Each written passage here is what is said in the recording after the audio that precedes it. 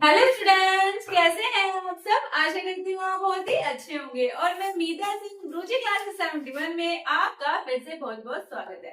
तो देखिए, हम कर रहे थे अपनी संस्कृत और मैंने आपको क्या कराया था। मैंने आपको अभियांतर प्रश्न और बाह्य प्रश्न में आपको करा रही थी। उसमें सम्मानार्थ, घोष, अघोष ये सब मैंने आपको करा दिए थे। आज हम क्या करेंगे, आज हम करेंगे अपने अल्पप्राण और महाप्राण। उससे पहले आप ये जानेगा, मैंने आपको उस दिन भी बताया था कि वर्ग के प्रथम, द्वितीय, तृतीय कौन से हमारे अक्षर होते हैं, कौन से वर्ण होते हैं। तो देखिएगा, हम होते हैं संस्कृत में होता है कुवर्ग। कुवर्ग में हमारे कौन कौन से आते हैं, का, खा, गा, गा, अंगा। ठीक है, कुवर्ग बोलते हैं इसे। इसे कुवर्ग कहेंगे आपको। हिंदी में हम बोलते हैं, खाली इसमें हिंदी में बोलते हैं हम कावर्ग, लेकिन संस्कृत में बोलते हैं हम कुवर्ग। इसमें उनकी मात्रा लग जाएगी बस। ठीक है, अब बात करते हैं चुवर्ग। चुवर्ग में हमारे कौन कौन से आते हैं, इसमें आते हैं चा, छ, जा, झा, इया। क्या आते हैं, चा, छ, जा, झा, इया। अब आते हैं टू। टू वर्ग में कौन से आते हैं, टा, ठ, ड, ढ, न। टा, ठ, ड, ढ, न। अब टू वर्ग में कौन से आते हैं, टू वर्ग में ता, थ, द, ध, न।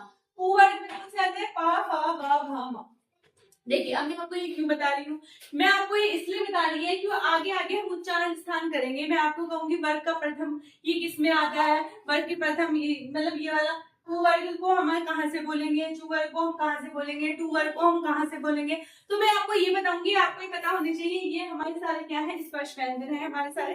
तो इसमें क्या होता है, देखिएगा, इसमें मैंने आपको बताया यहाँ पर क्या है। अब मैं सी को कर दू 1 2 3 4 5, 1 2 3 4 क्या रहेगा 5। अब देखिए, मैंने ये क्यों किया, क्योंकि अब मैं आपको अल्पप्राण बताने जा रही हूँ। अल्पप्राण में क्या है, देखिए क्या होता है, वर्गनाम प्रथम, तृतीय, पंचमा ये नक्शे अल्पप्राण, यानी कि वर्गनाम वर्ग के, ये वर्ग है ना, टू वर्ग, चू वर्ग, टू वर्ग, टू वर्ग, टू वर्ग, ये हमारे 5 वर्ग है। तो ये कह रहा है वर्गनाम मतलब वर्ग के प्रथम। प्रथम की बात करें तो कौन से वर्ग के प्रथम, प्रथम कौन से आएंगे, का, च, ड, द, प। कौन से आएंगे, ये आएंगे वर्ग के प्रथम। सबके वर्ग के प्रथम की बात करें, का, च, ट, थ, प ये आएंगे। और इससे क्या कहा है, देखिए वर्ग का तृतीय, यानी कि वर्ग का प्रथम और वर्ग का तृतीय। तृतीय में कौन से आ जाएंगे, तृतीय में आ जाएंगे। ठीक है, ये वाला ग, ज, झ, ढ ये वाला आएगा हमारा तृतीय वर्ग में। तृतीय वर्ग में आएंगे ना, तो ये कह रहा है वर्ग के प्रथम, तृतीय और हमारे कौन से पंचमाक्षर, ये सारे क्या होते हैं, ये सारे हमारे अल्पप्राण होते हैं।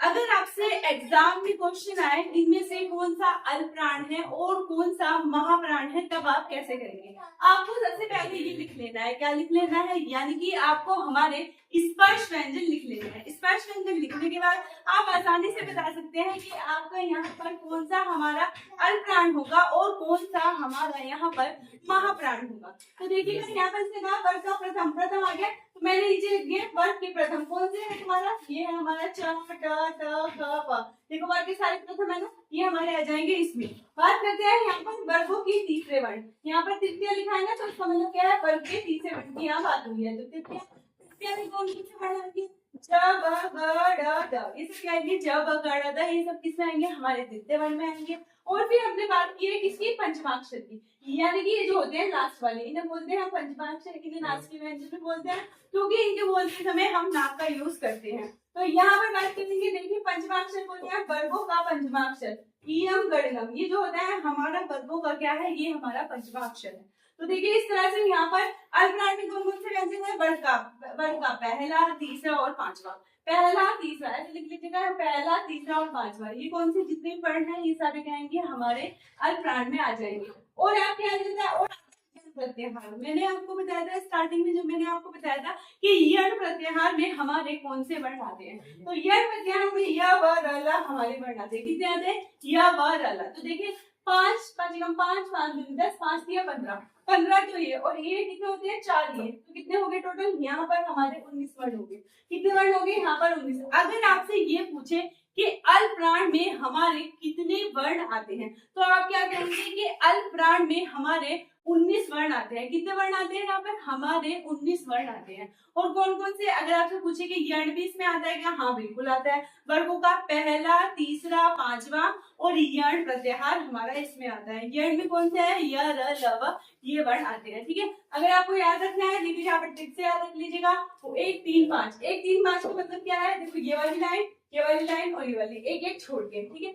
1 3 5 और यण अल्पप्राण में आते हैं। अगर वर्णों की संख्या आपसे पूछी जाती है, यहाँ पर अगर वर्णों की संख्या पूछी गई तो यहाँ पर 19 हो जाएगी। 19 मैंने आपको बताया 5 5 5 दिया 15 और 4 यानी कि आ जाएगी, तो 19 हमारे टोटल हो गए।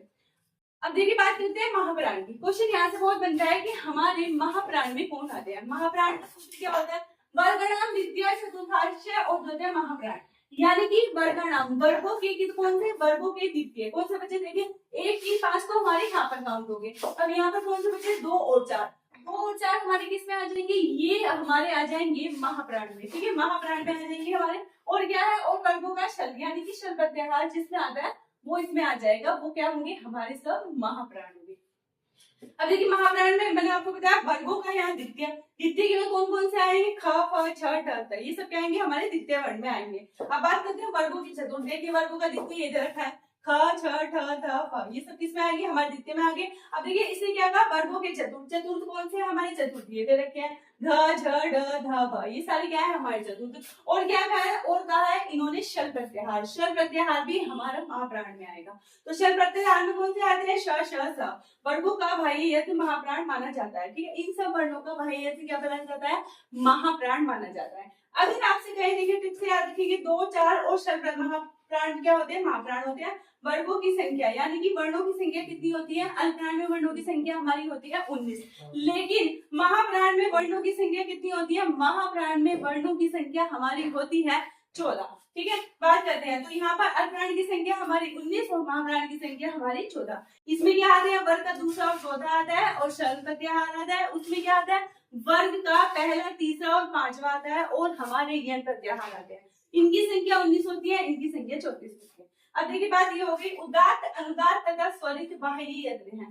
केवल स्वरों का उदात्त अनुदात्त, जो उदात्त अनुदात्त और स्वरित है ना, बाह्य यंत्र किसका माना जाता है, तो आपको बताना है कि केवल स्वरों का ही माना जाता है, स्वरों का, स्वरों का माना जाएगा। ये सब उदात्त अनुदात्त और स्वरित हमारे किसका होगा, ये हमारे स्वरों का होगा। तो देखिए इतना ही आपको ही का खा का ये याद रखने हैं, फवर्ग कुवर्ग चावर्ग टावर्ग तावर्ग और पावर्ग। अल्पप्राण मैंने आपको बता दिया, महाप्राण मैंने आपको बता दिए। अब मैं आपको नेक्स्ट वीडियो में बताऊंगी यहाँ पर उच्चारण स्थान के, यहाँ पर जैसे मैंने आपको बताया कैवर कहाँ से बोलेगा, चैवर कहाँ से बोलेगा, टैवर कहाँ से बोलेगा, इससे हमारे बहुत सारे क्वेश्चन बनते हैं। तो मिलती हूँ मैं आपसे नेक्स्ट वीडियो में। प्लीज बताइएगा आपको क्लास कैसी लगी। Thank you.